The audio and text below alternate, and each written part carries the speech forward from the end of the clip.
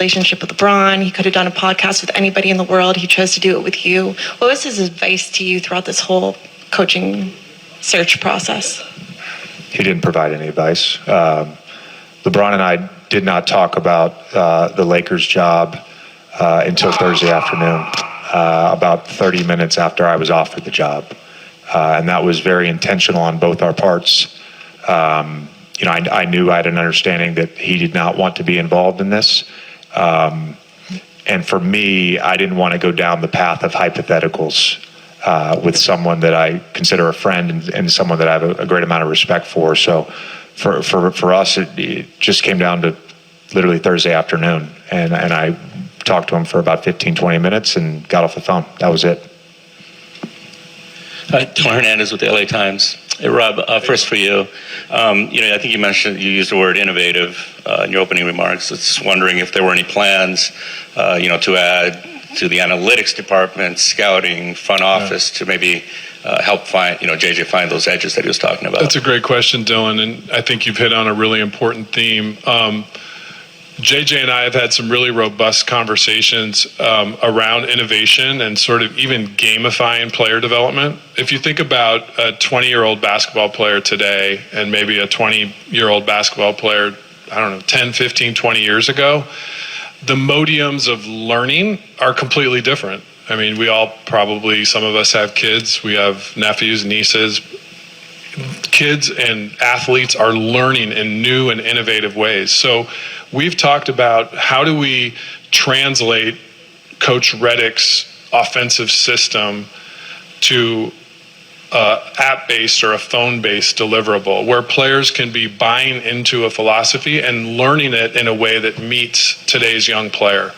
And I think innovation's got to be at the core of that. We have a vision for, to your point, of hiring out his support staff in sort of this tech, bullpen way of getting innovative minds to help bring his basketball strategy and bring his basketball philosophy to life in a way that our players can grasp it, learn it, and actually grow their basketball IQ. I think there's no one in the room that would argue that JJ is not one of the highest basketball IQ players and thinkers in today's game.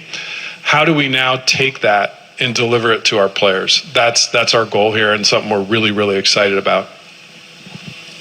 JJ, hi, over to your left. Hi, I'm Kyle Krasker with Fox LA. Congratulations. You mentioned in your opening statement that this expectation here is a championship, and that is what you signed up for.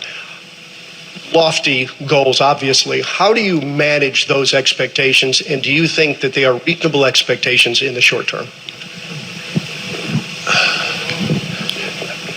To answer the second part first, yes. I think they're reasonable. I don't look at the current roster as being that far off from a championship caliber team.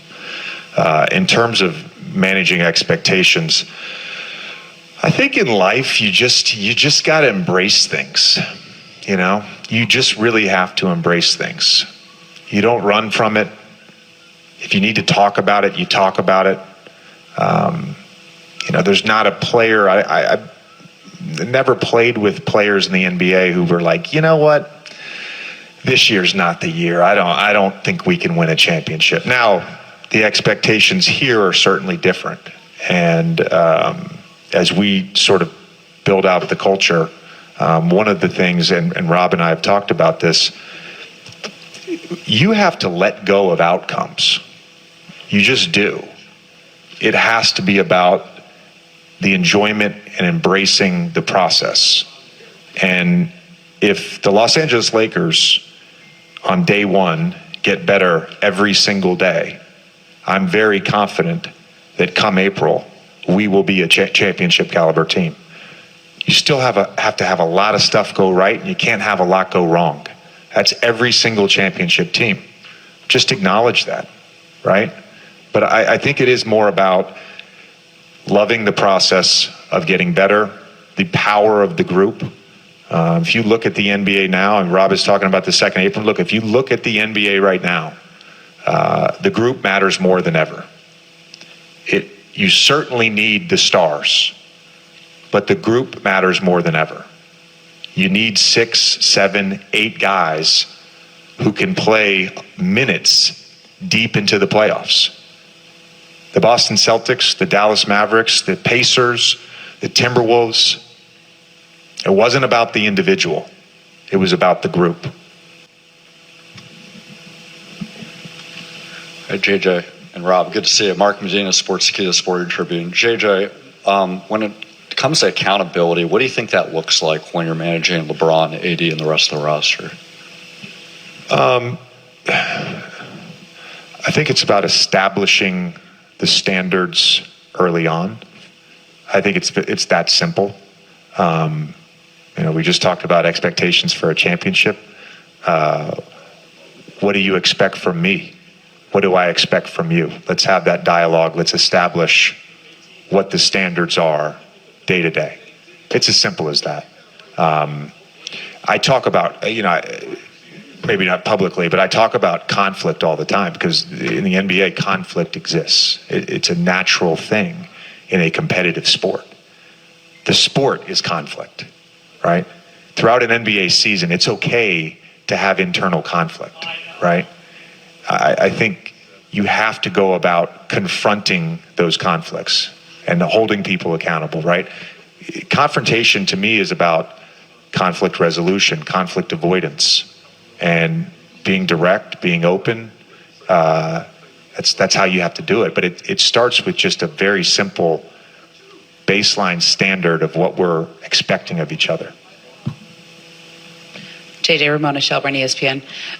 You mentioned something earlier that kind of caught my ear, and how you journaled about coaching. I think that's interesting, is journaling, right? Is how you get to there.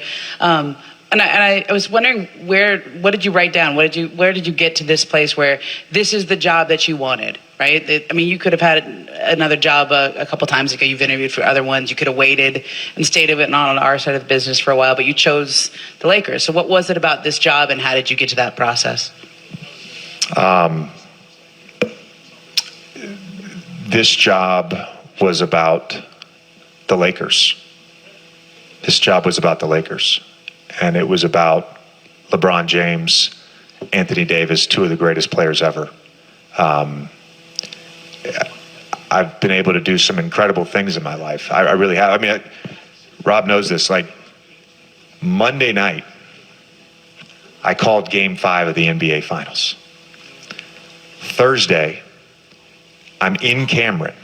One of my sons is playing at Duke camp in the practice facility. The other son is in Cameron Indoor Stadium. And I'm on the phone with Rob and Jeannie committing to this job in the Duke Hall of Fame room. I've gotten to do some amazing stuff in my life, right? This might be the best. And when I think about this job in particular, it's not just about getting the job.